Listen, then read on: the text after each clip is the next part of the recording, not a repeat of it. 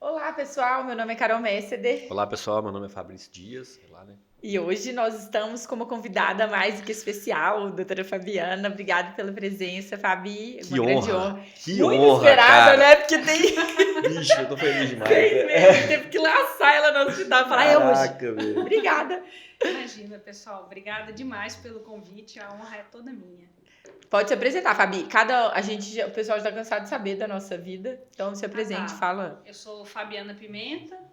Eu sou médica, formação em clínica médica, terapia intensiva e cuidados paliativos. Trabalho atualmente no Vila da Serra, na área de clínica médica e cuidados paliativos, e trabalho na terapia intensiva no Hospital Júlia Kubitschek. E de curiosidade para os nossos ouvintes, que a gente gosta de falar de curiosidades, nós temos uma sequência aqui. Fabrício foi o preceptor e a doutora Fabi foi preceptora do Fabrício. Cara, eu ia falar isso, Carol. Cara, Não, a Carol, Fabi isso é sabe. A complicado, Fabi, apesar da Fabi parecer ser muito mais nova do que eu, muito viu, gente? obrigada, Vocês podem Fabrício. perceber. A Carol, óbvio, né? Eu sou a mais velha desse trio. Mas Ele como tá vocês podem usando perceber. que eu não posso pintar cabelo agora, Fabi. E aí meus cabelos brancos estão super Não, aparentes. Carol, não, e não. meu botox tá perdido, ele fica falando isso. Eu tô tá perdendo os limpando. meus cabelos, então. A Fabi, apesar de vocês estão vendo aí que a Fabi parece ser muito mais nova que eu, ela foi minha preceptora Ele de sempre fala clínica isso, médica, gente, cara. porque ele tem amor à própria vida. E é isso. É uma honra, Fabi. A a gente já se conhece, já tem o quê? 10 anos, né, Fabi? 10 anos esse Isso. ano, eu acho que fazem 10 anos, Fabi, desde a minha residência de clínica. Então, assim, ter a Fabi aqui hoje para falar de um tema, na verdade, um dos temas que a gente vai falar, né, Carol? É um privilégio, Fabi, assim, escutar você, sua carreira. A gente que fala hoje, a gente fala muito no Chama Clínica de carreira médica, de, de como construir a carreira. Eu acho que a construção da carreira, você falou até antes aqui, Carol, do episódio começar, como que a construção da carreira da Fabi foi legal, assim, como que aconteceram coisas legais, assim, e hoje você tem uma carreira que eu acho que nos inspira mesmo, Fabi. Então eu acho que vai ser bem legal, a galera vai gostar muito aí do podcast hoje. Me conta, como a gente sempre pergunta, né, assim, por que medicina, por que clínica médica, terapia intensiva, são muitos porquês pra você. São. Por que cuidado paliativo? Como que isso foi acontecendo na sua vida, assim? Você pensou desde o início ou as coisas foram acontecendo? Não, na verdade, as coisas foram acontecendo. Clínica médica foi o início de tudo, né? E durante a residência de clínica médica, eu me interessei por pacientes graves, pacientes críticos. Eu queria saber cuidar daquele paciente, sabe? E ter habilidade para lidar com aquele doente, não ter medo de dar plantão, não ter medo de doente crítico. E aí eu fui nessa carreira da terapia intensiva. Eu brinco que foi amor à primeira vista, né? A gente a gente brinca que é uma cachaça, né? Às vezes faz mal, mas é gostoso. E quando a gente fica um tempo sem, a gente já A sente gente falta, sente porque é falta, tem abstinência. abstinência, Nem exatamente. fala Terapia isso. intensiva é isso. É isso. É Uma isso. loucura. É uma loucura. Uma loucura. E muitos anos trabalhando na terapia intensiva, não vou falar quantos anos, isso não vem ao caso, né? Brincadeira, em torno aí de uns 18, 20 anos já. E o cuidado paliativo surgiu de uma maneira inesperada, na verdade, né? Foi uma demanda do serviço onde nós trabalhamos, né? Que é uma referência, hospital referência em oncologia. E interessante que nós tivemos que aprender a lidar com esses pacientes com doenças graves, com doenças incuráveis, e novamente eu estava de frente com pacientes graves. E comecei a estudar, comecei a me aprofundar e novamente eu me apaixonei. É gostoso, né, a gente ter ao longo da carreira, assim, esses reencontros, né? Porque é uma área que você nunca tinha planejado. Não tinha planejado. E acendeu uma chaminha aí. Acendeu uma super chama. Hoje eu gosto, assim, mudou a minha maneira de ver o paciente, mudou a minha maneira de dar plantão na UTI, de conversar. A gente vai falar um pouquinho mais sobre isso. E é interessante, assim, você falou coisas legais agora.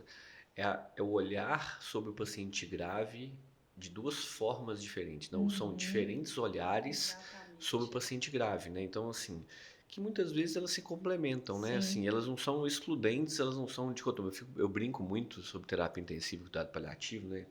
Então, eu gosto de falar que UTI é lugar, falando da terapia intensiva, a gente vai falar de pronto-socorro também, tudo, mas UTI é lugar de fazer cuidado paliativo, né? Então, assim, não é só na unidade de internação, não é só no ambulatório, na UTI a gente faz cuidado paliativo, No pronto-socorro, né? que é um lugar, inclusive, um lugar crítico do cuidado paliativo, muitas Desafiador. vezes, né? Muito, muito, muito.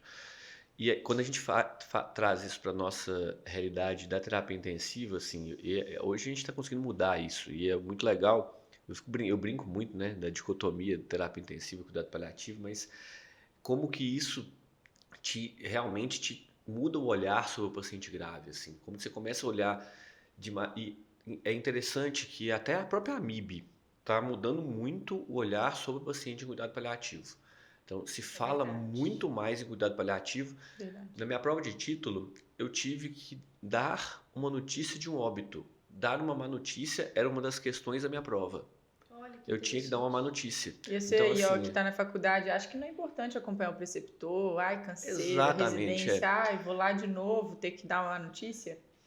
Vai ter que fazer isso. E tem técnica, né? Exato, tem técnica. Então, assim, a gente sabe o quanto que é difícil falar sobre dar uma má notícia, como que a gente é pouco preparado para isso. Né? Então, o cuidado paliativo na terapia intensiva ajuda o intensivista nisso. O intensivista que não gosta de conversar com o paciente, com a família, né? Então, assim, como que isso... E tem, viu, gente? Vocês não pensam que não tem, não, que tem. Então, como que isso ajuda, sabe? Pelo menos para mim, a gente tem uma vivência parecida, Carol, de cuidado paliativo, não como a Fabi, assim, mas como que isso nos ajuda, sabe? No nosso dia a dia.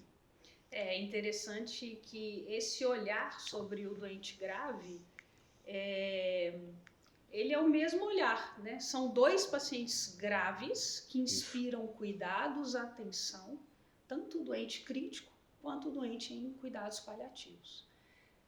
Mudou completamente a minha forma de lidar com as famílias, de conversar com o próprio paciente, né? Hoje eu paro o meu plantão para fazer uma reunião com o familiar, sabe? Na terapia intensiva, obviamente quando eu consigo ali na gestão do plantão.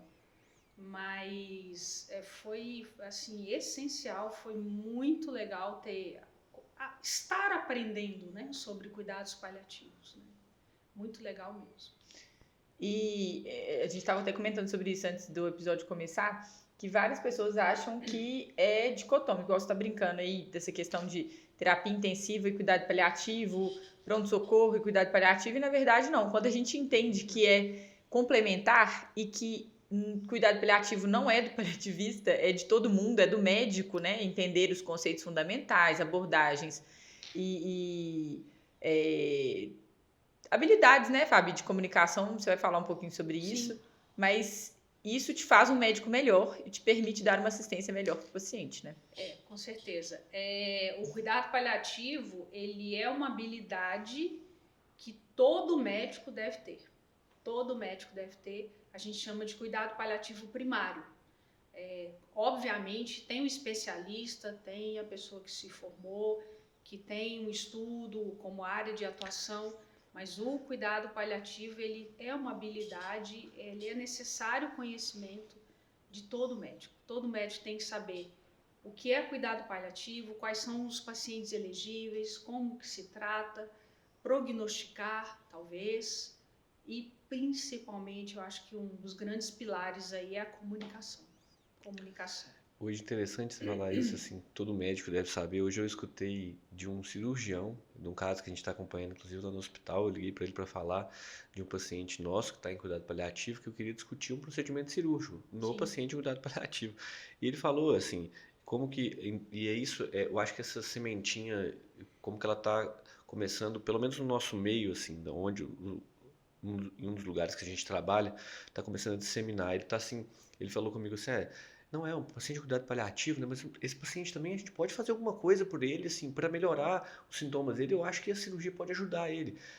Eu falei, uai, pela primeira vez eu escuto isso de um cirurgião que Ele fala tem que assim, convencer o eu falei cirurgião, assim, eu né? preciso ensinar para ele, assim, ou mesmo explicar para ele, assim, olha, o paciente de cuidado paliativo, a gente tem intervenções são intervenções muito pertinentes para o doente, assim, não necessariamente não tem que é o que todo mundo faz, né, e fala, né, não, esse aí eu não vou fazer mais nada por ele, né. Então, quando a gente muda esse conceito na cabeça do médico, e eu acho que aí está a origem do negócio, é uma prática que todo médico realmente tem que saber e entender. A gente tem que entender de cuidado paliativo, porque é um cuidado que a gente fala que é multidisciplinar. Ele não é só do médico paliativista. Talvez o médico paliativista ele seja, hoje em dia, mais um gestor de todo um processo. Mas que o papel, a gente vê isso na prática, por exemplo, o paciente tem um médico assistente, que não é o paliativista. Ele tem um cirurgião assistente, ele às vezes tem um oncologista assistente, às vezes ele tem um geriatra assistente que trabalha com ele em casa e pode ser que eles não sejam paliativistas. Mas esses médicos, eles têm que entender e fazer cuidado paliativo. Com certeza. Ele tem um médico da medicina interna, o médico hospitalista, ele tem um clínico que acompanha ele no consultório. Então, assim, que se não souber de cuidado paliativo, se não souber abordar isso, eu acho que o papel do paliativista ele fica até prejudicado para gerir esse cuidado do paciente, muito dificultado, na verdade, né? Assim, eu acho que quando eu digo que todo médico deve saber de cuidado paliativo, é porque é importante que os assistentes, né, todos nós que temos os nossos pacientes, eles saibam indicar o cuidado paliativo, reconhecer o cuidado paliativo, reconhecer o doente que é elegível, né, para cuidado paliativo. Isso é no pronto-socorro, na unidade de internação, na terapia intensiva cada vez mais, né? A gente tem visto isso no nosso serviço. Então, cada vez mais é importante falar de cuidado paliativo, né? Com certeza. E desenvolver as habilidades necessárias, né, Fabi? Exato. Pensando nisso, assim, para quem está começando a carreira, e isso é um pouco paradoxal, assim, porque a gente sempre gosta de destacar o tanto que o ambiente do pronto-socorro é desafiador, assim, na minha opinião, um dos mais desafiadores da cadeia que a gente tem de atendimentos. Porque você tem um curto intervalo de tempo para tomar decisões importantes, para abordar a família, você está num ambiente totalmente adverso, o paciente não queria estar ali, você está diante de um paciente que você não conhece, né? Então, é realmente desafiador. E são as pessoas, são geralmente a porta de entrada dos profissionais, dos jovens profissionais do mercado de trabalho. Então, a gente vê cada ano que passa, você que tem mais propriedade de falar, né, Fabrício, que é coordenador de pronto atendimento, mas a gente vê um número grande de recém-formados nesse setor do hospital. E aí, fica muito claro esse despreparo. Eu dei uma aula recente disso para os residentes, e aí fala assim, foi um trabalho até daqui do Brasil, mas é do norte, falando sobre... Era uma entrevista com recém-formados, e aí perguntava, na comunicação de más notícias, ou no dia a dia do pronto atendimento, o que era mais difícil? E assim, a maioria disparada colocava que era dar uma má notícia. Comunicação de uma má notícia. E aí, dentre as notícias que eram mais desafiadoras, determinar cuidado paliativo. Então, retrata o que a gente está cansado de ver, né? Assim, é só a estatística disso que a gente sabe que acontece. Como que esse jovem profissional pode se preparar melhor, né? Assim, qual fonte de conhecimento, o que ele pode fazer, você como especialista? Sim. Eu considero 4 habilidades, né, que o médico, principalmente no pronto-socorro, tem que estar atento, tem que estudar, tem que... Primeiro, reconhecer o doente, eu já falei isso, elegível para cuidado paliativo. Então, quem são os pacientes elegíveis para cuidado paliativo? São pacientes com doença grave e incurável. É isso. Sabendo disso, a gente já fica mais fácil, né? Dentro dessa seara, nós temos alguns grupos de pacientes. A literatura divide para nós em pacientes com doença oncológica, pacientes com falências orgânicas e pacientes com doença neurodegenerativa ou síndrome da fragilidade. Então, quais são quem estão nesses 3 grupos? Pacientes com doença neoplásica são os pacientes com tumores metastáticos, que não têm a perspectiva de tratamento, modificador de doença, né? E é importante ressaltar também que o cuidado paliativo ele inicia junto com o tratamento modificador de doença. Ele não é quando o doente está morrendo e não tem nada para se fazer. Ele inicia lá atrás junto, está tomando a quimioterapia, fazendo a radioterapia. Esse paciente ele já deve ser acompanhado, ele já deve ter um suporte do médico para controle de sintomas, do psicólogo, de toda a equipe multidisciplinar. Bom, dentro desse grupo o segundo grupo é de falências orgânicas, que são a nossa grande maioria do pronto-socorro. Insuficiência cardíaca, mas não é insuficiência cardíaca inicial, uma insuficiência cardíaca com fração de ejeção menor que 20%, classe 4, pacientes dependentes, pneumopatas, dependentes de oxigênio, que já não tem mais, retém gás carbônico, pacientes cirróticos que não são elegíveis para transplante. Esses são os pacientes de falências orgânicas. Neurodegenerativos são os pacientes com demência, com Parkinson, com sequelas de AVC, pacientes frágeis com síndrome da fragilidade, são aqueles pacientes já confinados ao leito, que têm úlceras de decúbito, que já não se alimentam mais, ou que vêm de instituições de longa permanência, pacientes com múltiplas internações hospitalares. A gente já deve ligar um alerta, né, um sinalzinho de pensar que aquele paciente pode ser elegível. Então, isso é o primeiro passo que todo médico tem que saber. Quais são os doentes? O segundo passo é como abordar esse paciente ali no pronto-socorro, né? E como que a gente aborda esse paciente? Sabendo comunicar. Muitas vezes esse paciente vai chegar já com um diagnóstico ou vai chegar já com uma definição do médico assistente, do oncologista ou do cardiologista.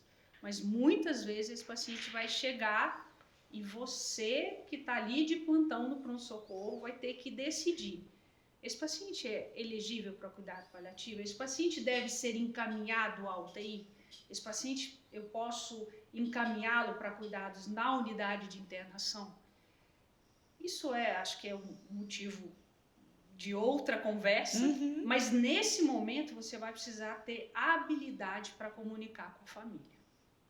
Você falou um negócio interessante aí, Fabi, que você falou você, o plantonista, o médico. Você vai decidir, você vai tomar a atitude, você vai fazer. Então, assim, é o que a gente fala isso com muita frequência. A decisão é igual a definição se eu vou entubar um paciente. Insuficiência respiratória na UTI ou no pronto-socorro. Ninguém pergunta para a família, fala assim, olha, você acha que eu tenho que entubar esse paciente aqui? Você acha que eu tenho que ligar uma noradrenalina nesse paciente aqui? Você acha que eu posso dialisar esse paciente? Você acha que esse paciente tem indicação de diálise de urgência? Nós não estamos falando dos pacientes de cuidado paliativo, não estou falando isso.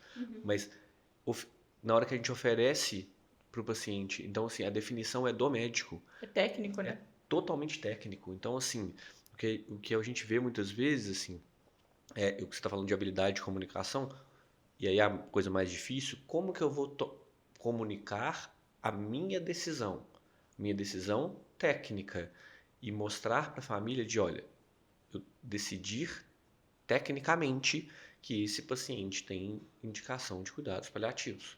Então, assim, eu acho que eu estou simplificando aqui uma mensagem que é complexa de fazer. Complexa. Né? Então, assim, e aí, assim, o que eu acho que é legal ter a visão, Fabi, de quem trabalha com isso e quem trabalha em setor crítico, né? Você trabalha em setor crítico também, então pronto-socorro, assim, a UTI, assim como pronto-socorro, é um setor crítico. Então, aí, muitas vezes a gente tem que ter essas conversas, Fabi, numa situação grave, crítica, e tem que ser rápido, né? Quantas vezes você já... Quantas vezes? Né? Então, Várias vezes. então, assim, olha como que isso muitas vezes, assim, a gente tem que criar uma relação médico-paciente, uma confiança e fazer uma conversa que é uma conversa rápida, né? E de uma decisão que é puramente técnica, gente.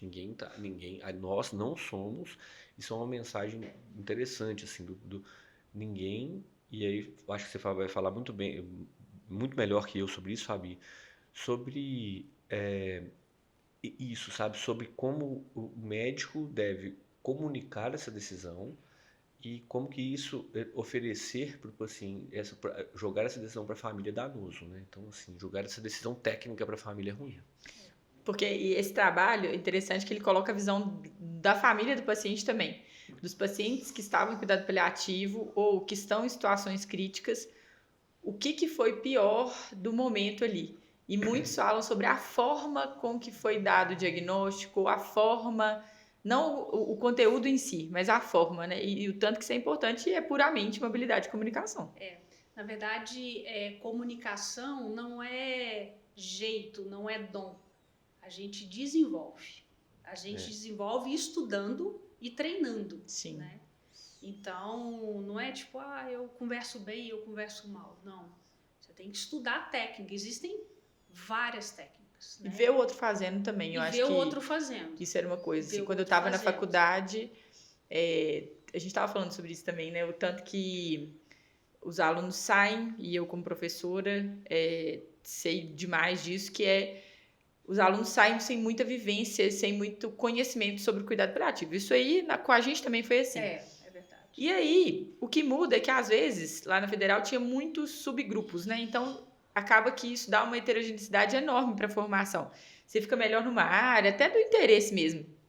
E uma professora que foi, inclusive, quem me motivou, quem me brilhou os olhos para a clínica médica, ela conversava muito bem sobre isso e ela tinha técnica, falava muito sobre esse assunto. E aí eu lembro disso desde o meu 9º período, que foi o meu primeiro internato de clínica médica. Aí no 12º eu fiz de novo. E a gente teve muitas oportunidades de acompanhar ela fazendo. Uhum. E eu lembro que toda vez que ia falar sobre um assunto, e às vezes, muitas vezes, né, são conversas longas, a gente tinha aula, depois eu falava assim, não, eu não vou perder isso daqui não, vou ficar. E na residência a mesma coisa, o Fabrício, quantas vezes ele falou, vou passar no quarto falando, não, deixa eu ir com você, peraí, rapidão, deixa eu terminar isso aqui pra ir com você.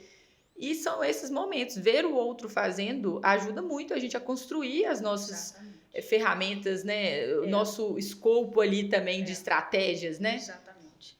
A nossa postura, a entonação da voz, isso tudo é com o tempo, é vendo, é seguindo exemplo, né? E realmente é uma habilidade desenvolvida, né? Tem uma aula que eu assisti de uma médica de Ohio, acho que ela é diretora da divisão de cuidados paliativos lá, eu até trouxe aqui anotado, ela fala que boa comunicação é quando sabemos lidar com situações difíceis que parecem emocionalmente pesadas. Parecem emocionalmente pesadas.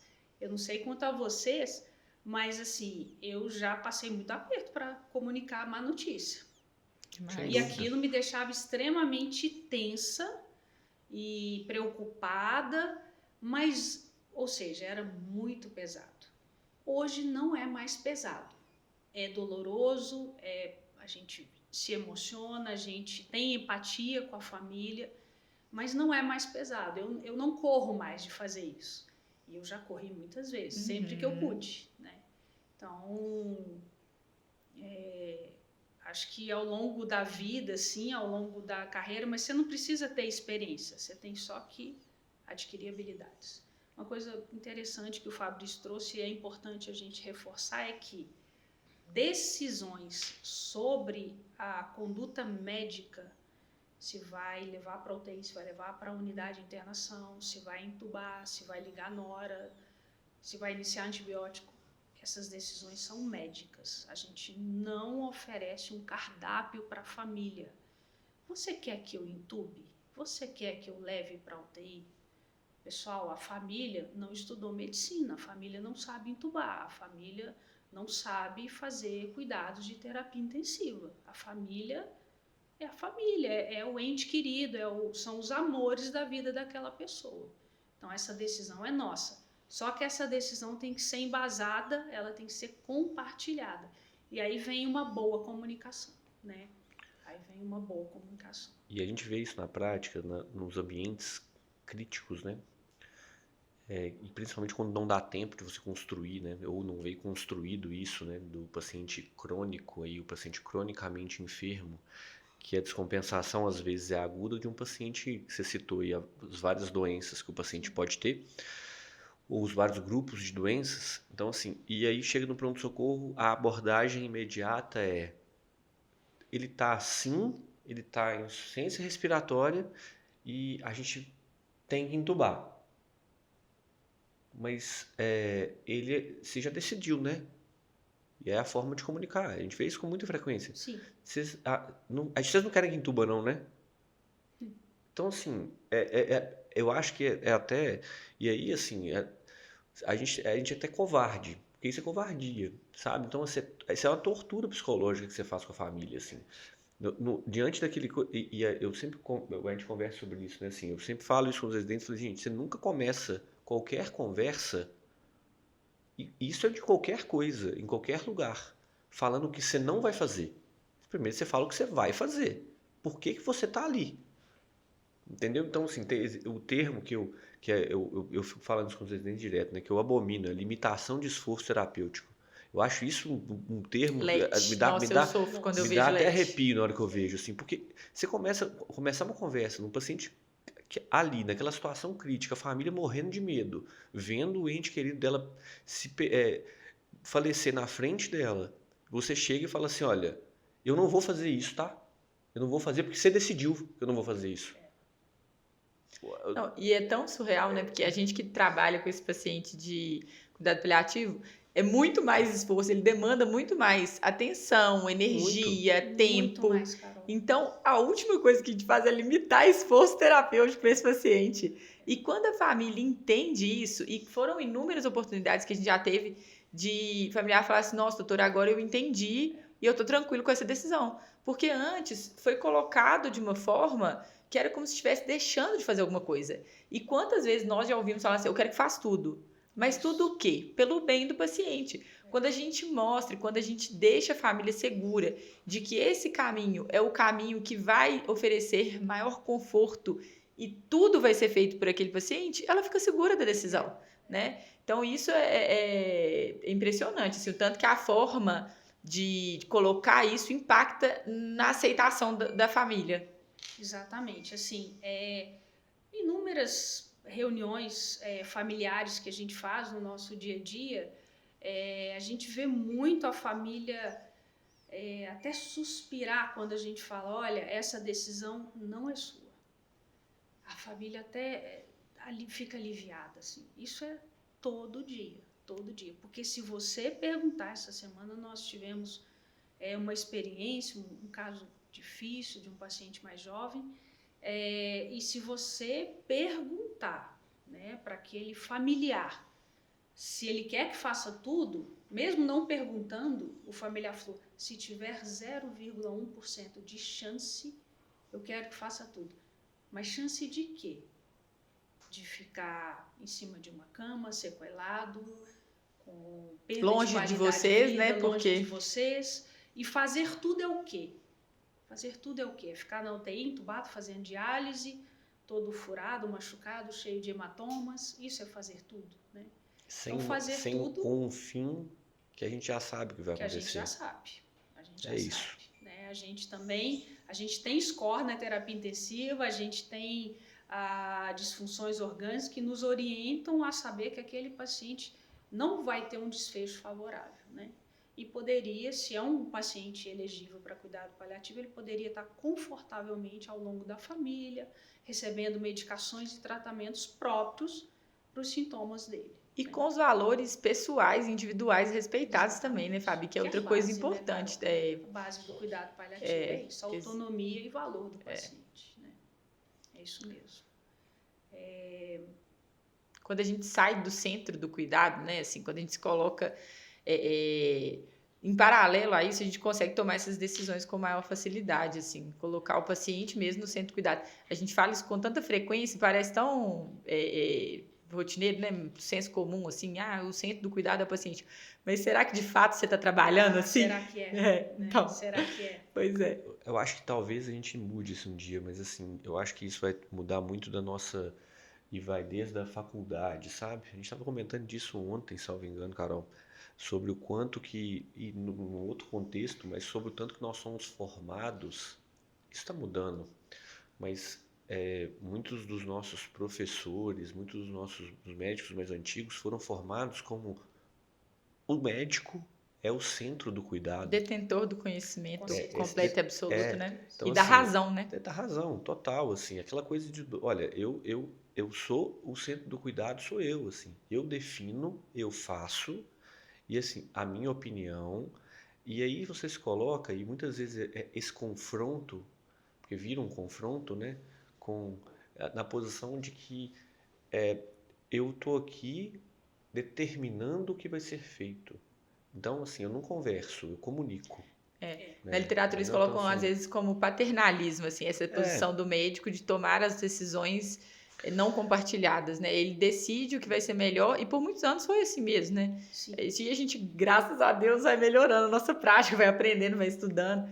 E cuidado paliativo foi assim comigo também. E acho que, com certeza, o ambiente que a gente está também favorece isso, porque você vai se vendo em situações que você se incomoda por não estar tão bem preparado, ou eu queria ter dado essa notícia de uma maneira melhor. A mesma coisa que incomoda a gente no paciente crítico, eu quero cuidar desse paciente crítico melhor e nos busca nos preparar melhor, a mesma coisa para o paciente cuidado paliativo. Eu quero tratar desse paciente melhor, eu quero cuidar desse paciente melhor, dessa família, e isso aí vai movendo a gente, vai motivando a gente a buscar conhecimento e desenvolver habilidade, né? Eu acho que nós somos seres em eterna construção, nós médicos, com certeza, né? Com certeza. Assim, dentro dessa habilidade de comunicação, a gente tem algumas ferramentas na literatura, tem o Spikes, né? Eu sugiro que o pessoal leia sobre isso, mas resumidamente, o que a gente pode falar e agir para poder se comunicar melhor? Primeira coisa, escute. Escute o paciente, escute a família. O que aquela família espera daquele momento, o que o paciente espera daquele momento. Escute, chama escuta ativa, né? Nossa, mas eu estou no pronto-socorro, uma confusão, eu estou na UTI. Pessoal, dá para fazer. E é isso que eu ia te falar agora. Eu ia te perguntar agora isso. No pronto-socorro dá para fazer isso? Dá para fazer. É isso. Porque eu já fiz e faço todos os dias na minha prática diária. Mesmo o plantão pegando fogo. Dá para fazer rapidamente, mais resumido, mas dá para fazer. Escute, porque isso vai te dar o link para você se comunicar. Você ouvindo o que a família ou o paciente tem a dizer sobre a doença, a expectativa, o valor dele, você consegue comunicar a má notícia. Falar, olha, infelizmente, a doença dele já progrediu demais, então essa pneumonia, nós podemos tratar, nós vamos usar antibiótico, nós vamos usar oxigênio, mas colocá-lo numa UTI, colocá-lo numa ventilação mecânica, entubá-lo, não vai trazer, não vai mudar a situação dele de doença de base. Isso é uma comunicação de má notícia. Você está falando, olha, ele não tem status performance, a doença, ele tem uma insuficiência cardíaca avançada, que a pneumonia veio para atrapalhar, tirou ele do controle da linha de base, do estado neutro ali, de equilíbrio, mas não adianta eu entubá-lo, porque eu não vou mudar a insuficiência cardíaca dele. A mesma coisa que uma neoplasia de pulmão, uma neoplasia, né, de sistema nervoso central, DPOC, terminal. Né, assim, já que não troca mais, né, gás carbônico e oxigênio. Teve aquela paciente que eu mandei para vocês, né? Um fato recente aconteceu, a paciente acabou sendo entubada, Sim. Né? E como nós prevíamos, ela não conseguiu sair da ventilação mecânica, né? Era uma paciente dependente de oxigênio, já retentora de CO2 e não conseguiu sair da ventilação mecânica e foi traqueostomizada e acabou falecendo alguns dias depois. Será que a gente poderia ter evitado isso, né? Eu acho que é a pergunta, né? E isso tem que incomodar a gente, assim, né? Quando você... Todos nós erramos e vamos errar, mas a diferença, eu acho, de quem consegue evoluir e não errar de novo é essa motivação, esse se incomodar. Nossa, será que poderia ter sido diferente? Então, acontece alguma coisa, um desfecho ali com o paciente que você não estava esperando. Será que eu poderia ter me antecipado? E isso aí vai fazendo a gente aprender, né? E não fazer mal para o paciente, ou não fazer de novo. Você fez uma comparação no início da nossa conversa aqui, que eu acho que dá pra gente fazer um paralelo no pronto-socorro para o médico que fala que pronto-socorro não tenho tempo de fazer cuidado paliativo. Eu não tenho tempo de conversar com a família. A gente está falando de paciente grave. Se chega um paciente, então, com um choque séptico no pronto-socorro, e eu tenho que tratar o choque séptico no pronto-socorro, o paciente está chocado, eu vou ter que começar a droga vasoativa para ele tem insuficiência respiratória, eu vou ter que entubar, ter que botar um acesso central, uma PA. Eu não vou gastar tempo para isso, gente. Eu não vou gastar tempo para fazer tudo isso. Por que se eu vou gastar tempo para fazer tudo isso no paciente que é grave, que precisa fazer isso? Por que eu não vou gastar tempo naquele paciente que também é grave e que eu preciso conversar com a família para me oferecer para ele? Se o acesso central, a PA, o antibiótico na primeira hora, o volume, toda a abordagem do paciente no choque séptico, por exemplo, ela é fundamental para eu ter um desfecho favorável daquele paciente, por que o paciente em cuidado paliativo eu não posso gastar meu tempo conversando com a família para eu também ter um desfecho favorável para aquele paciente, que é o conforto e a dignidade dele, o controle pleno dos sintomas para controlar aquela, não a doença, né, mas os sintomas causados por ela que estão fazendo tão mal. Sim. Então, assim, eu sinceramente, assim, eu nem entendo o colega, não tenho tempo. Tudo bem, pode ser difícil. A conversa pode ser difícil, mas a gente não pode esconder atrás a desculpa do que eu não tenho tempo. Essa coisa de, o pronto-socorro está lotado. Está lotado, mas se chegar dois pacientes de insuficiência respiratória, você vai entubar os 2 pacientes juntos? Então você tem que ter um colega te ajudando. Você tem que chamar ajuda. Para esse caso, você tem que pedir ajuda. Estou conversando com o cuidado paliativo, chega um paciente de insuficiência respiratória. Tudo bem, tem um colega ali do seu lado para te atender. Se está chegando tudo junto no seu plantão, você está sozinho, aí eu acho que você tem que rever o lugar que você está tendo plantão. Também tem então, assim, aí eu acho que aí a conversa é outra. Pode acontecer, mas é raro, né? É raro, assim. E se está acontecendo isso com alguma frequência na sua vida, eu acho que você tem que pensar onde você está dando plantão. Mas assim, e com quem você está dando plantão, né? Então, senão você tem... porque as coisas não são assim, né? Não chega... pode acontecer 2 paradas cardíacas, pode, 3, 4, pode, mas assim, a gente tá falando de uma catástrofe, né, gente? De exceção, de exceção, né? Não é regra, não. Todo mundo, até os nossos plantões assim, terapia intensiva, tem dia que pega fogo e todo mundo resolve intercorrer junto, mas não é a regra, não é exceção. Então, mas assim, eu acho que a falar que não tenho tempo para falar sobre isso é tentar, ter uma desculpa mesmo para não tentar abordar isso. Né? E até preparar o terreno, assim, é continuidade, a gente fala muito sobre isso. Quando você começa uma abordagem, você não precisa definir tudo ali na hora, mas só de você abordar e de você ter essa visão, você já vai ter um impacto naquela família. Quantas vezes a gente chega para conversar, o paciente chega, o familiar, o médico que me atendeu lá embaixo falou isso mesmo. Exatamente. Ou a doutora Fabiana, o doutor Fabrício passou aqui ontem e falou isso mesmo. E aí você fala de novo, aquela pessoa que está em dúvida fala assim, nossa, isso vai, aquela água mole em pedra dura, às vezes você vai amolecendo o terreno. Então, uma parte você vai fazer, só que você tem que saber, né? A gente só cumprimenta quem a gente conhece. Exatamente, então, se você não está cumprimentando, é porque você não está sabendo. Você precisa conhecer técnicas, precisa saber o que é cuidado paliativo, que a gente vem conversando aqui, né? E técnicas de comunicação de má notícia. Né? Nessa história, assim, Fábio, principalmente comunicação de má notícia, tem algum caso que te marcou, assim, que você fala assim, nossa, esse dentro dessa parte de comunicação? Então, sim, teve um caso logo no início, um paciente que nós criamos uma relação muito boa com ele, deu tempo. E numa das visitas diárias ali na enfermaria, ele vinha piorando do ponto de vista de performance, de progressão de doença. Não tinha proposta pelo oncologista de tratamento modificador e a gente foi tentando construir durante a internação o foco de cuidados nele e não mais na doença.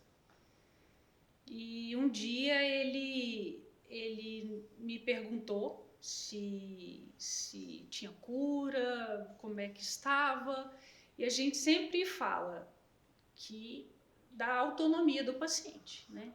Então, se ele me perguntou, eu vou falar, né?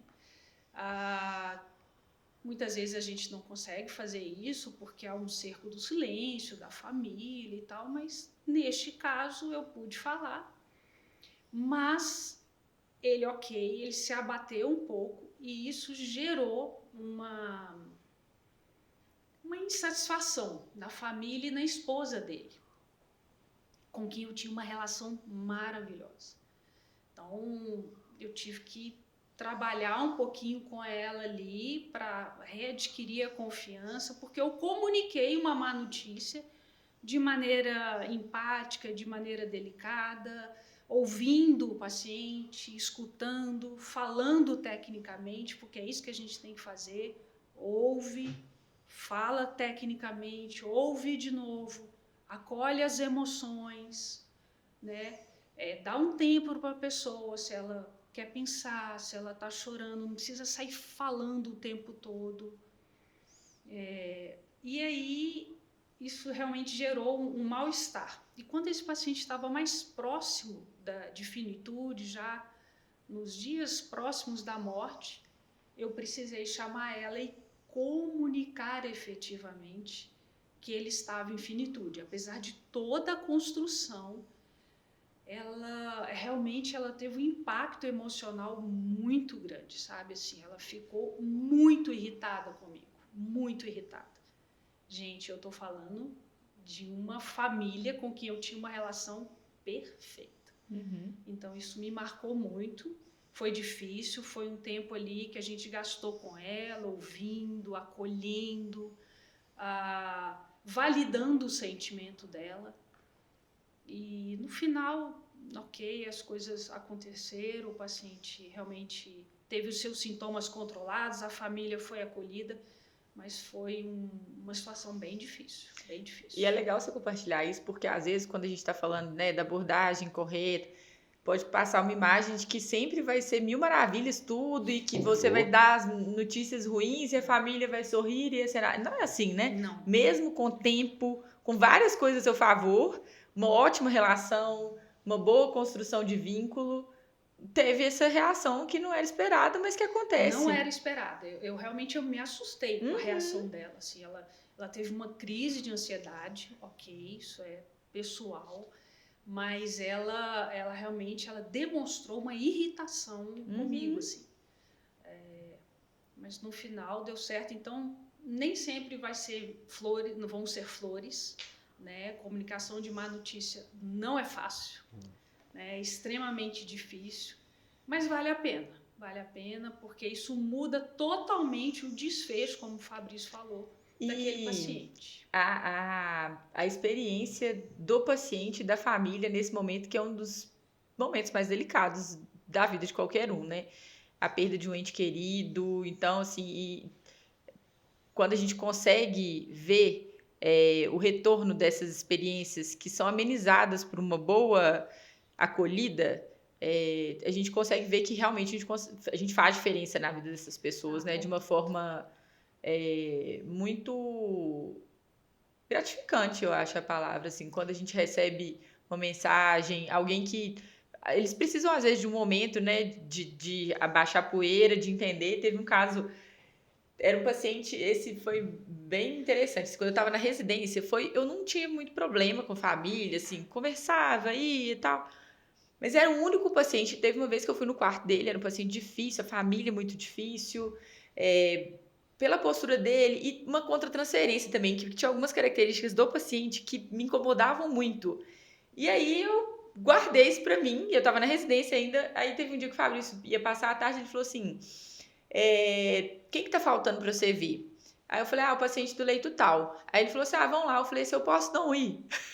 Tá assim, você perguntando se você pode não ir? Como assim? O que aconteceu? Ele foi entender e tal. Ele falou assim, não, tudo bem, pode. Aí depois ele foi conversar comigo. Ele, mas o que é? Eu falei assim, eu não sei, é o único paciente. Eu tava me sentindo mal com aquilo. Eu falei assim, eu que tenho que aprender mesmo, assim. E aí fui, todos os outros dias eu passava lá. Mas era um paciente que, às vezes, assim, na divisão, o colega vai ficar, você fala assim, graças a Deus. E isso foi durante todo esse tempo da residência. E eu acabei a residência, entrei preceptoria, esse paciente reinternou. E eu não tinha como não passar. Não tinha Era opção. eu, não tinha opção. Vida real. Vida real. Aí fui lá passar e já no primeiro contato, de novo, uma turbulência, porque tinha demorado para internar e a família barracana e não sei o que, não sei o que. Cheguei lá, conversei, acolhi, parará, eles lembraram, falei assim, gente, nós vamos... E aí deu uma baixada. E aí eles falaram assim, nossa, teve uma boa... Apesar de não resolver muita coisa, eles se sentiram ouvidos, acolhidos e foi bom. E esse paciente reinternou num contexto de finitude. Ele tinha um câncer avançado, já tinha obstrução de via biliar, e internou num contexto de infecção. E os filhos muito, assim, relutantes em relação ao quadro clínico dele. Então, foi um trabalho de formiguinha. A gente falando, construindo, todo dia, parará, pararô. Eu sei, Fabi, e aí tiveram inúmeras intercorrências no caso, a gente conseguiu estabelecer um cuidado paliativo, até exclusivo. Aí, quando a gente passa no quarto, levaram o paciente para fazer uma endoscopia que a gente não tinha indicado e que eu tinha ficado a manhã inteira desconstruindo no quarto. Quando eu cheguei, eu queria chorar dentro do quarto. Eu falei, gente, não é possível. É agora que eles não vão acreditar em nada mais que eu falo, que eu fiquei a manhã inteira falando que não precisava fazer. Acabou que não conseguiu fazer, voltou pro quarto e a família falou, doutora, você tinha falado mesmo. Eu falei, pois é. Tá bom. Aí o paciente faleceu e aí um mês depois o filho me ligou. Aí a gente tava almoçando. Aí eu falei assim, nossa, olha quem tá me ligando. Aí ele falou assim, e atende. Aí eu atendi. Ele, doutor, eu não tive tempo de te falar e tal, mas eu queria te agradecer, porque meu pai falou muito de você no dia que ele estava mais lúcido nesse processo aí de falecimento. E o filho que estava com ele no dia que ele faleceu foi o filho que estava com a mãe no dia que ela faleceu. Ele tinha muito medo dele morrer com o pai morrer com ele de novo. Sim. E a gente foi conversando e falou muito. Eu tive uma oportunidade de estabelecer, de aproximar esse vínculo. E aí, ter esse feedback, assim, eu falei assim, nossa, inesperadíssimo, né, da família, que eu achei que eu não tinha construído nada, que eu achei que tinha conseguido amenizar alguma coisa, mas que não era aquela coisa, falar assim, nossa, né, eles se sentiram acolhidos, não tinha isso. E mesmo assim se sentiram. Então, isso foi um caso que me marcou, porque no início tinha aquela coisa, e o tanto que a gente também tem que trabalhar esses monstros nossos. E tem muito disso na literatura, tanto que médico não consegue falar de alguma coisa por tabus internos e por experiências vividas por nós na nossa vida mesmo, que a gente acaba transferindo para o paciente, né? A gente, essas experiências, principalmente quando a gente é mais inexperiente, isso é bem interessante, assim, e às vezes médicos experientes, assim, a gente tem trabalho, às vezes no nosso dia a dia a gente tem trabalho com o médico assistente, que o médico tem tanto, e aí, assim, a transferência contra a transferência, o apego daquele paciente, o carinho daquele paciente pelo médico. Então, assim, quando a gente fala estava até lendo recentemente sobre empatia. A gente fala muito empatia, né? Eu acho... E aí a gente acaba usando um termo e empatia se colocar no lugar do outro, mas isso pode ser muito ruim, né? Isso assim, eu escutei até da Ana Cláudia, do livro A Morte é um Dia que Vale a Pena Viver, né? Uhum.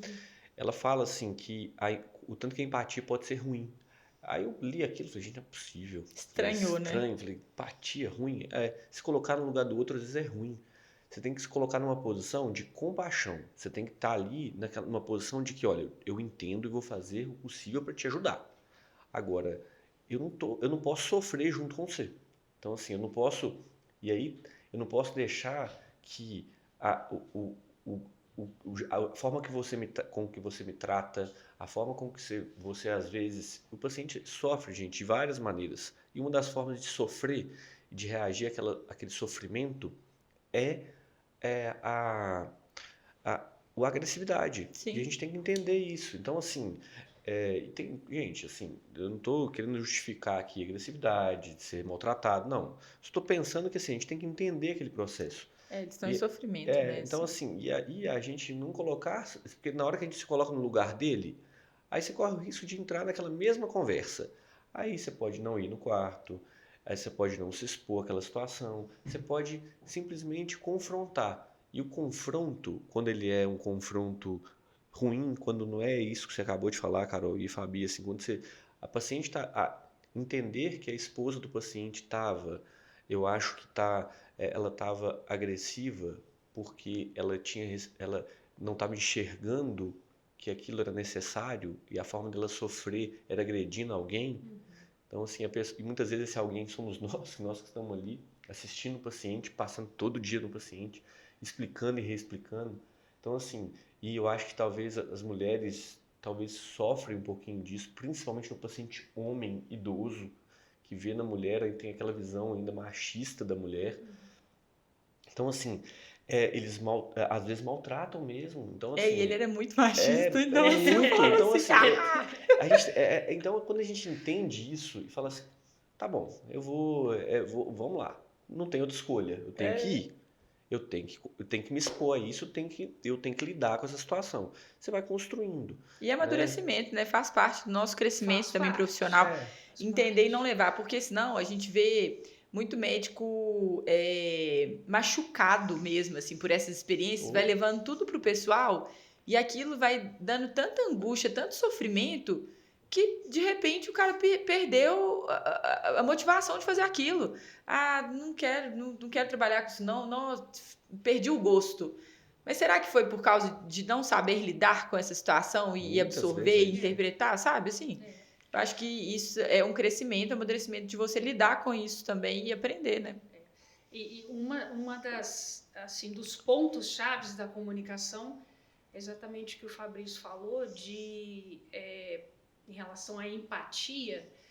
Na verdade, você ter compaixão realmente, mas a gente não se colocar no lugar do outro. Sabe por quê? Eu já ouvi isso muito dos professores, onde eu fiz a especialização em cuidados paliativos, o pessoal do Einstein.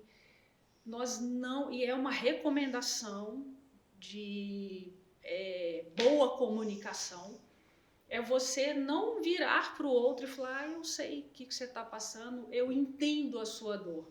Pessoal, a gente não entende a dor do outro. E o que a gente vai escutar não, você não sabe. Não, a gente não entende.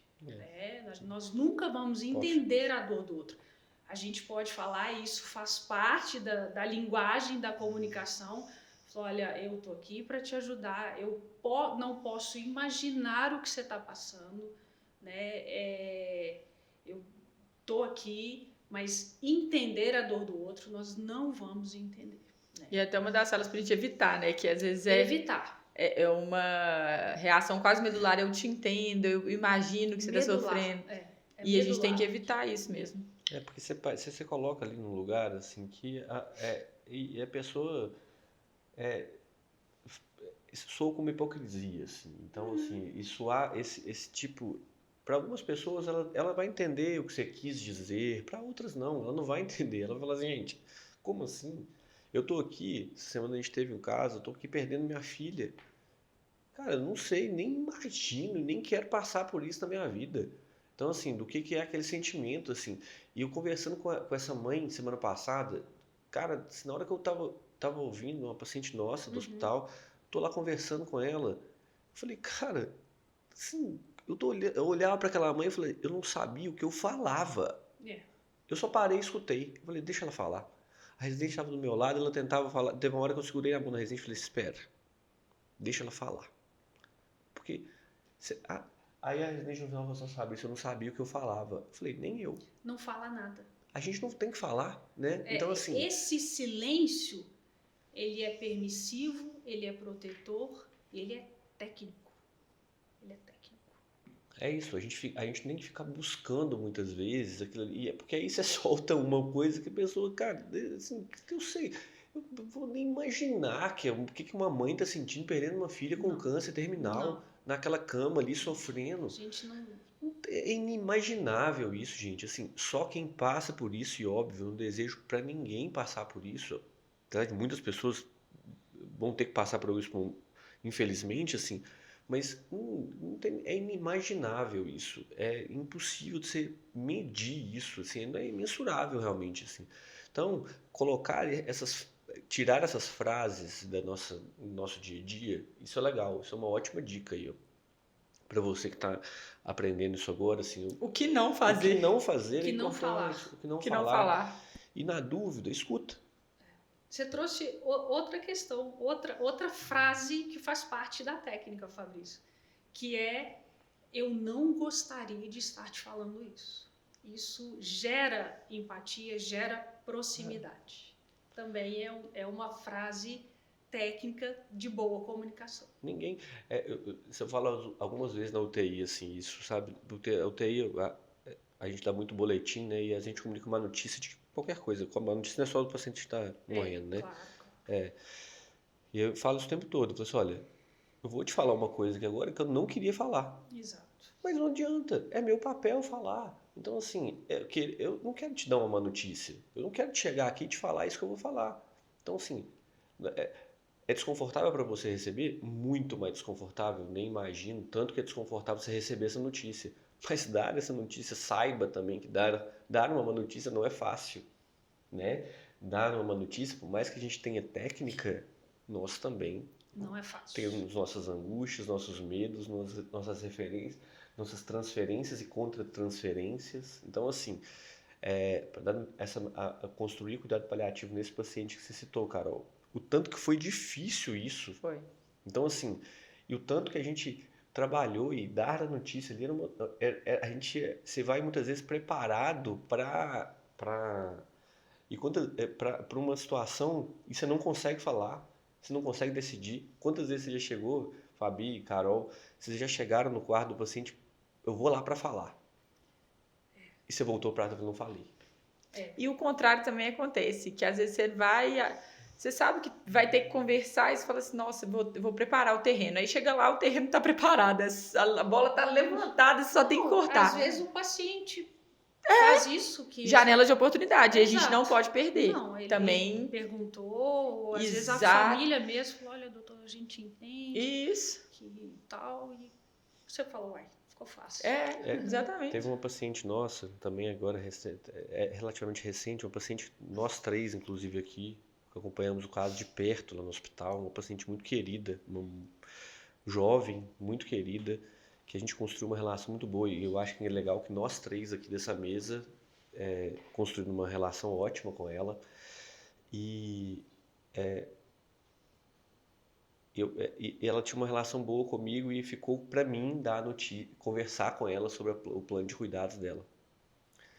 E era assim, Fabrício, é você que tem que conversar. Foi você que me falou isso, Fabi. É você que tem que conversar isso com ela, porque ela tem uma relação boa para se falar.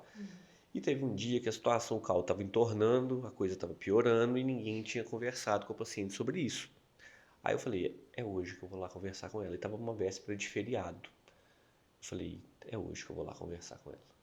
Vou lá conversar e vou todo pro quarto, chego para lá para conversar com ela. Eu fui preparado, sentei do lado dela na cama, falei, vamos começar a conversa.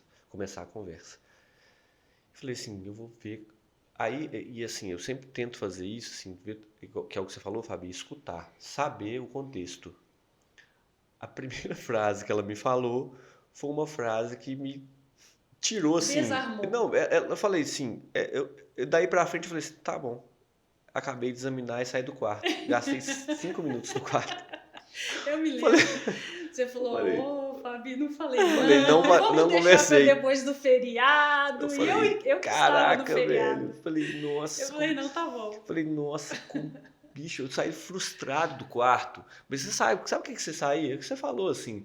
Você saiu frustrado? Eu falei, não é possível, cara. Não tem condição de eu não ter conseguido dar essa notícia. não tem condição, preciso conversar. Isso e aquilo ali, o feriado inteiro ficou me angustiando. Angustiando e tá, idas e vindas, a paciente começou a melhorar, ele estava mais confortável, sintomas controlados e tudo, a gente começou a falar de alta hospitalar. Eu cheguei no quarto dela um belo dia, a gente estava falando disso num contexto melhor, ela começou a me contar com uma conversa que ela teve com o irmão e de repente ela, pá, Abriu. solta. E eu não tava zero, eu fui lá para conversar sobre alta com a paciente. Aí era outro tipo. Ela pegou e soltou isso. Sabe o que? Na hora eu falei, cara, olha que loucura. Assim, e aí é o paciente, ela te deu uma deixa para você entrar e conversar. Então, assim, o paciente muitas vezes, a mensagem, assim, o paciente muitas vezes, ele tem, e na maioria das vezes, ele tem o tempo dele. Sim. Então, assim, saiba às vezes esperar o tempo. Aquela hora às vezes não é o tempo dele, não é o horário dele, não é o dia dele de conversar sobre aquilo, mas tem hora que ele vai querer conversar, e ele mesmo. E aí a autonomia é importante, né? Então, e a gente estava conversando de cerco do silêncio recentemente, tanto que o cerco do silêncio é ruim, né? Porque ele tira a autonomia do paciente total, absolutamente, né? O paciente, ele está te implorando ali para você conversar com isso sobre ele está te dando sinais disso e você não consegue conversar com ele. Então, assim,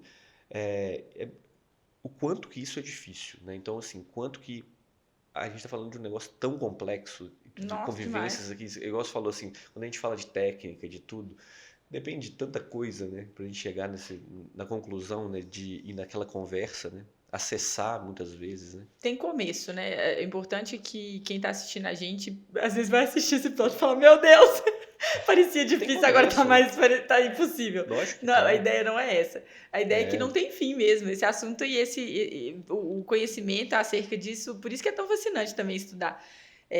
Não tem fim, mas tem começo, tem pontapé ali inicial que você pode dar, o que a Fabi falou de técnica de comunicação, desenvolver, trabalhar. Eu não sou um bom comunicador. Torne-se um bom comunicador. Não tem como o médico não ser um bom comunicador. Pro médico não existe. Por mais que você não trabalhe com esse perfil de paciente que a gente está falando aqui, você vai precisar comunicar com a equipe multidisciplinar. Você vai precisar comunicar com a família do seu paciente, com o seu paciente. Quantas e quantas vezes a gente pega um paciente em outros contextos falando assim, nossa, eu não entendi nada que o meu médico me falou. Opa, se ele não entendeu, é você que está errado. Você não foi um bom comunicador. Mas eu falei tudo, mas ele não entendeu. E comunicação é uma via de mão dupla, então... E um dos passos da boa comunicação, mais uma vez, é checar se a pessoa, ou a família, ou o paciente entendeu o que você disse, né? Você pergunta, repete, você entendeu? Você tem alguma dúvida? Isso faz parte. E aí você que está no pronto-socorro aí, entendeu? Então, nessa situação, tira um pouco de tempo para você entender aquilo, para você perguntar se ele entendeu, para você conseguir abordar de maneira mais serena, num ambiente crítico, aquela situação. Porque a serenidade te mostra para a pessoa, pô, tá uma dinamite explodindo aqui, essa pessoa tá serena conversando comigo, assim. Ela tá serena e segura, né? Porque, assim, ela tá me passando segurança. Então, que aí entra o domínio técnico, né? Que faz muita diferença exato, também. Então, assim, a serenidade com segurança, aí você fala pra pessoa, fala assim, eu tô te segurando a sua mão para nossa decisão que tomarmos aqui agora vai ser o melhor pro seu ente querido, vai ser melhor para o paciente, porque você pode conversar com o paciente. E às vezes o paciente está precisando de falar assim, olha, eu preciso de alguém para me ajudar na minha decisão, né? Então, assim, eu tenho todas as minhas convicções, mas eu estou morrendo de medo do que que eu vou falar, ofender minha família. Então, assim, fazer minha família sofrer. Então, o paciente às vezes fica naquela de precisar de uma pessoa falar assim aqui, validar a decisão dele. Então, assim, olha, se você acabou de tomar uma decisão aqui que é o melhor para você, e eu estou aqui para te ajudar nesse processo. É interessante, Carol, sobre o domínio técnico, né? Como que você vai cuidar de um paciente ou criticamente enfermo na terapia intensiva e um paciente em cuidados paliativos se você não sabe qual é a linha de evolução, por exemplo, da insuficiência cardíaca. Se você não sabe que um pneumopata com fibrose, retentor de gás carbônico, com corpo monale,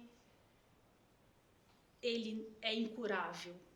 Se você não sabe a sequela do AVC, né? Então, você tem que ter domínio técnico e é de medicina. Né? Nossa, demais. O paciente cuidado paliativo, ele não é um paciente que não tem nada para fazer. Né? Você tem que saber medicina. Muita. Tem que saber, pessoal. Tem que saber tratar sintoma. Tem que saber tratar a dispneia. Tem que saber sedar o paciente. Tem que saber tratar a obstrução maligna. Né? Tem que saber comunicar. Né? Então, estudem cuidados paliativos. A gente está falando aqui o tempo inteiro da ponta do iceberg, né, Fabi? Eu acho que isso aí é a base, é o que está mais profundo ali. A ideia que hoje sustenta. é cutucar, é criar uma Porque confusão na ela cabeça. é modesta demais para fazer marketing dela mesma. Não E nós faz, vamos falar Não que faz, a doutora Fabiana vai dar uma aula maravilhosa sobre isso e muito mais. Nós estamos falando tudo disso do pronto-socorro, mas vocês terão todas essas ferramentas. Todas as ferramentas e muitas outras com ela, a rainha dos A nossa referência. referências. Eu aprendo com ela todo dia, você vai ter essa oportunidade. Gente, Então, assim, vamos pronto. lá. Você tem um, Plantão 360 com a Fabi. uma médica clínica Intensivo. um Ô, gente, intensivista não tem que condição. trabalha com doente Tudo que eu quero crítico, ser. que trabalha com doentes de Parece. emergência, que me ensinou a entubar, ó, Ó. você sabe disso. Então, assim, aí eu fico brincando com a Fabi, a gente brinca muito no dia a dia, assim, a Carol já percebeu isso várias vezes, eu fico brincando, gente, assim, com a Fabi, que a gente tá... Ô, Fabi, não, mas trouxe o paciente pra UTI, aqui na UTI a gente gosta de entubar, Fabi, a gente gosta de fazer... Então, assim... Dializar as Ele me pessoas. pergunta como Dializar. que faz noradrenalina em Podermópolis, assim, Puxa como que vida. faz? Meu pai. Então, assim, vamos entubar com carinho, entendeu? Assim, Mas vamos entubar. Vamos entubar. Mas, assim, tudo isso para falar que, gente, quem tá aqui, quem vai falar para vocês no curso, é uma pessoa que sabe lidar com o paciente crítico. Não, e eu costumo falar que na terapia intensiva, muitas vezes, e a gente vê isso, né?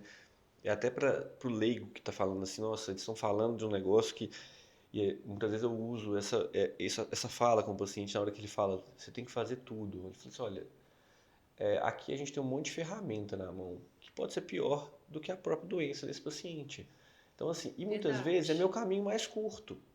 O caminho do médico mais curto é esse. Chegar aqui, fazer o serviço técnico, a hard skills, que a gente fala pura hard skills, na terapia intensiva, que é fazer toda aquela agressividade, que muitas vezes ela é benéfica, né? A ferramenta ela tem o seu fim. Terapia intensiva, tem hora que eu vou colocar toda aquela intervenção na terapia intensiva para salvar aquele paciente, mas tem hora que eu vou usar aquela ferramenta e não vou salvar a morte daquele paciente. Então, assim, eu vou fazer sofrimento. Qualidade de Que é vida e mais- qualidade de fim de vida, né? Prolongar a vida de maneira...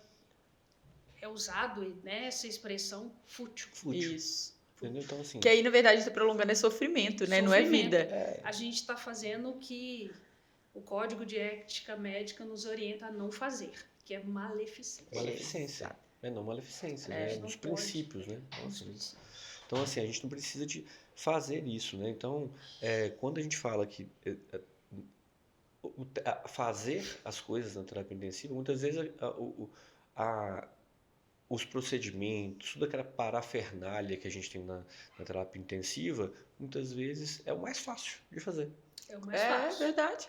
Mais A gente fácil, mais teve simples. um paciente que a gente conduziu, que estava internado com a gente, ele ficou muito tempo. Foi um paciente, e engraçado que ele passou por todo esse caminho aí que você vai falar na aula, sobre tanto que não é dicotômico o cuidado paliativo, né? Ele começa junto com o diagnóstico.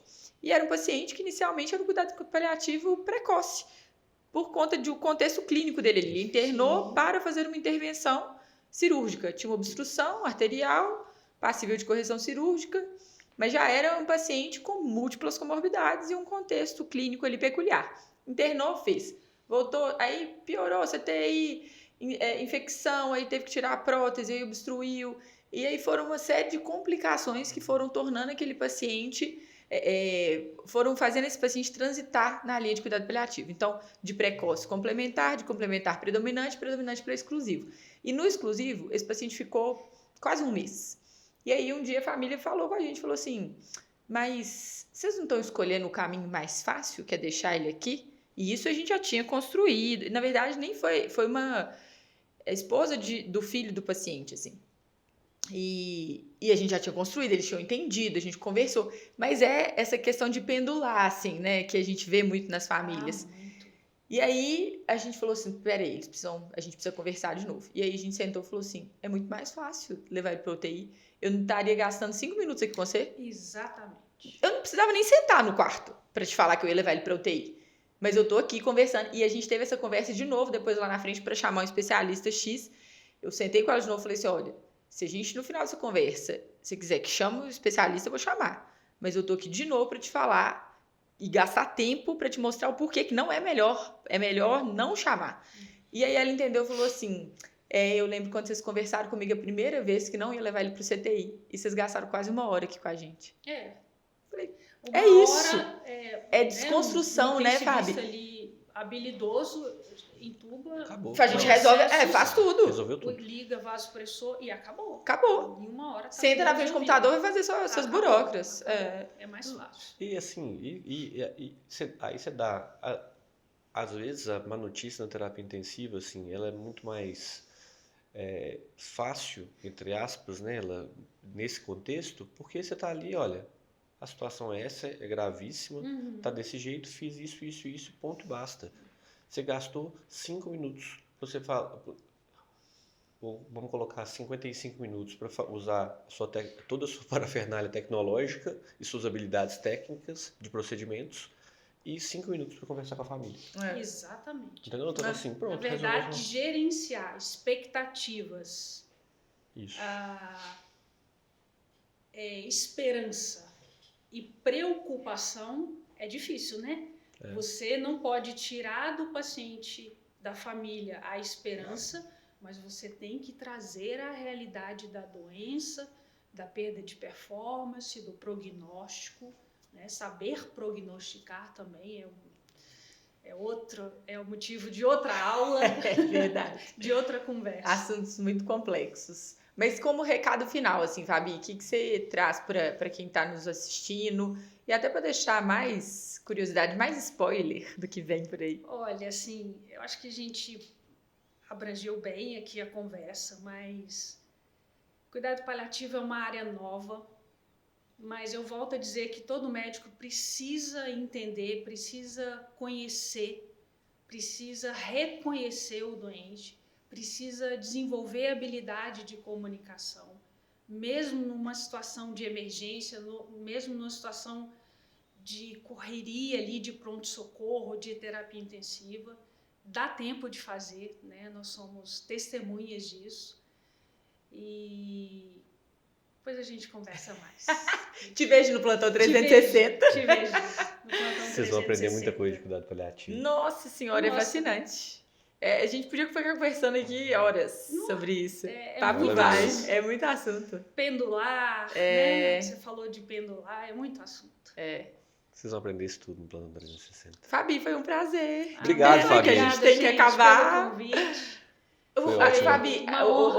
a Fabi era brava como preceptora? Cara, vocês estavam falando de habilidade de comunicação, tudo assim. A Fabi nunca foi brava, sabe? Então, é só para responder sua pergunta antes disso. E eu aprendi. Só com quem merece, Fabi. Só com quem merece. Nada, mas assim, não é nem com os outros também, não. Nunca foi. Os residentes do Vila que o digam lá agora atualmente.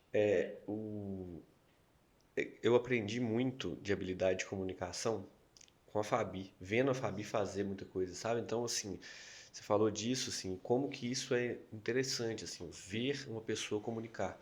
Então, a Fabi, eu já falei isso com ela várias vezes, assim, hoje, muito do que eu tenho de habilidade de comunicação, eu aprendi na minha residência de clínica, assim, de saber tecnicamente, de construir isso, vendo os meus preceptores fazer, aprendendo com eles, sabe, assim, E a Fabi, porque a Fabi nunca teve pressa de sair do hospital. Isso é uma Até hoje não característica- tem. Não tem. Não tem. Então, assim, a gente via E é correr super leito. mãezona, eu sou Total, testemunha. é. Ela pega, leva, carrega os residentes no colo. Não, e assim, não, carrega e via conversar, lembro que passava, via correr leito com ela lá no hospital e ela ficava, era uma manhã inteira passando, e ela não era tanto doente igual tem hoje, assim, às vezes a gente tinha 5, 6 pacientes e ficava a manhã inteira passando os pacientes.